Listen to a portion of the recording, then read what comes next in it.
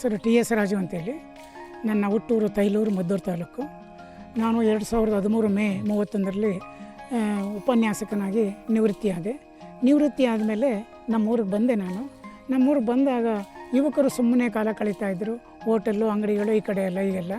ಹಾಗಾಗಿ ಏನು ಮಾಡಿದೆ, ಏನಾದರೂ ನಾನು ನಮ್ಮ ಹುಡುಗರಿಗೆ ಯುವಕರಿಗೆ ಪ್ರೇರಣೆ ಆಗಬೇಕು, ಹಾಗೆ ನಮ್ಮೂರಿಗೊಂದು ಮಾದರಿ ಆಗಬೇಕು, ಮತ್ತು ಈ ಕೃಷಿ ಬಗ್ಗೆ ಅವರಿಗೆ ಸ್ವಲ್ಪ ಹೆಚ್ಚಿನ ವಿಚಾರಗಳನ್ನ ತಿಳಿಸ್ಬೇಕು.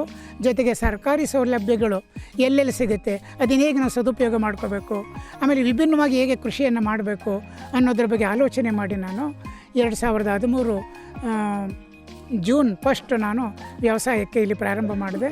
ಪ್ರಾರಂಭ ಮಾಡಿ ಮೊದಲಾಗಿ ಈ ಜಮೀನು ಬಂಜರಾಗಿತ್ತು. ಈ ಬಂಜರು ಭೂಮಿಯಲ್ಲಿ ನಾನು ಮೊದಲು 3000 ಈ G9 ಬಾಳೆಯನ್ನು ಹಾಕಿದೆ, 100 ತೆಂಗಿನ ಸಸಿಯನ್ನು ಹಾಕಿದೆ, ಹಾಗೆಯೇ ಒಂದು 200 ಹೆಬ್ಬೇವು, 200 ಮಹಾಗನಿ, 150 ಹೊನ್ನೆ, ಹಾಗೆಯೇ ಇನ್ನೇ ಮಾವು, ಸೀಬೆ, ಸಪೋಟ, ಈ ಜಮ್ಮನೇರಳೆ, ಈ ಎಲ್ಲ ಗಿಡಗಳನ್ನು ಹಾಕಿ ಅದನ್ನು ಹಂತವಾಗಿ ಅದನ್ನು ಅಭಿವೃದ್ಧಿ ಮಾಡ್ತಾ ಬಂದೆ. ಆಮೇಲೆ ಎಲ್ರಿಗೂ ಇದ್ರ ಬಗ್ಗೆ, ಈ ತೋಟದ ಬಗ್ಗೆ ಗೊತ್ತಾಯಿತು. ನಾವು ಆ ತೋಟವನ್ನು ನೋಡಬೇಕು ಅಂತೇಳಿ ಆ ತೋಟವನ್ನು ನೋಡಲಿಕ್ಕೆ ಬರಲಿಕ್ಕೆ ಪ್ರಾರಂಭ ಮಾಡಿದ್ರು.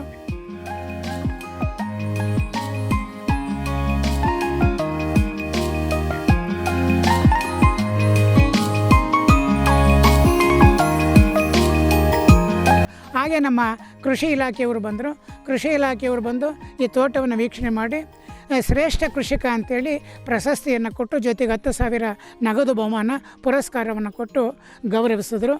ಅದೇ ರೀತಿ ನಮ್ಮ ಮಂಡ್ಯ ಜಿಲ್ಲಾ ಕನ್ನಡ ಸಾಹಿತ್ಯ ಪರಿಷತ್ನವರು ಸಹ ಶ್ರೇಷ್ಠ ಕೃಷಿಕ ಅನ್ನುವಂಥ ಪ್ರಶಸ್ತಿಯನ್ನು, ಸನ್ಮಾನವನ್ನು ಜಿಲ್ಲಾ ಮಟ್ಟದಲ್ಲಿ ಮಾಡಿದ್ರು.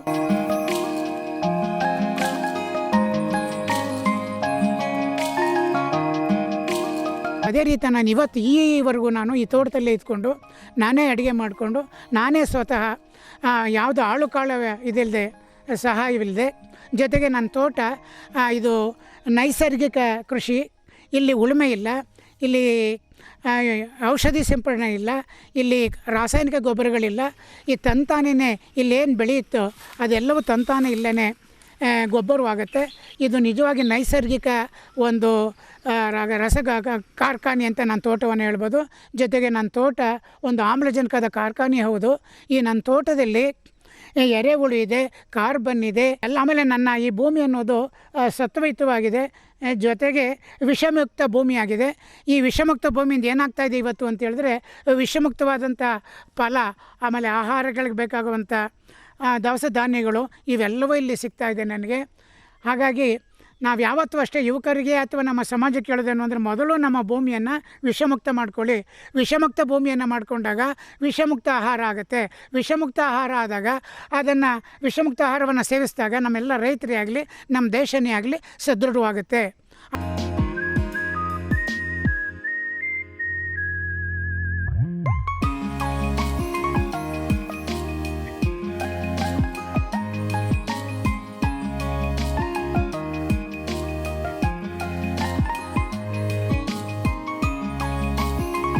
ನಮ್ಮ ರಾಜು ಅವರು 8-10 ವರ್ಷದಿಂದ ಈ ಕೃಷಿ ಬರ್ತಾ ಇದ್ದಾರೆ. ನೋಡಿ ತುಂಬ ಖುಷಿ ಆಯ್ತದೆ. ನಮ್ಮಂಥ ಯುವಕರಿಗೆ ನಾವೆಲ್ಲ ಹೊರಗಡೆ ಹೋಗಿ ಬಿಸ್ನೆಸ್ ಮಾಡಬೇಕು, ಅದು ಇದು ಮಾಡಬೇಕು ಅಂತ ಅಂದ್ಕೊಂಡೆ, ಇವ್ರು ನೋಡಿ ಇಂಪ್ರೆನ್ಸ್ ಆಗ್ತಿದೆ. ನೋಡೋಕ್ಕೆ ತುಂಬ ಖುಷಿ ಆಗ್ತದೆ. ನೋಡಿ ನೀವೇ ತೋಟನ ಯಾವ ಥರ ಮಾಡಿದ್ದಾರೆ ಅಂತ. ಇವತ್ತಿನ ವಯಸ್ಸಾದ್ಮೇಲೆ 60 ವರ್ಷ ಮೇಲ್ಪಟ್ಟವರೆಲ್ಲ ಮನೇಲಿ ಕೂತ್ಕೊಳ್ತಾರೆ. ಇವರು ಈ ವಯಸ್ಸಲ್ಲೂ ಬಂದು, ಇಳಿ ವಯಸ್ಸಲ್ಲೂ ಬಂದು ಈ ಥರ ಮಾಡೋರಿಂದ್ರೆ ನಮ್ಮಂಥ ಯುವಕರಿಗೆ ತುಂಬ ಪ್ರೋತ್ಸಾಹ.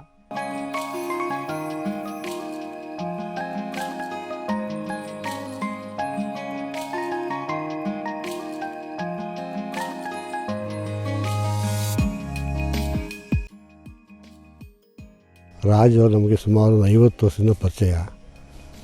ಅವ್ರು ಮಾಸ್ಟ್ರಾಗಿ ರಿಟೈರ್ಡ್ ಆದಮೇಲೆ ನಮ್ಮ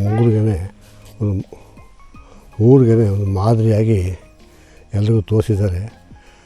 ಇಲ್ಲಿ ಬೇಜಾನು ಸಸಿಗಳಿವೆ, ಔಷಧಿಗೆ ಸಂಬಂಧಪಟ್ಟವು, ಮತ್ತು ಗಿಡಮೂಲಿಕೆಗಳು, ಈ ಮಾವು, ತೆಂಗು, ಅಡಿಕೆ, ಬೇಜಾನು ಸುಮಾರು ಬೇಕಾಷ್ಟಿದೆ.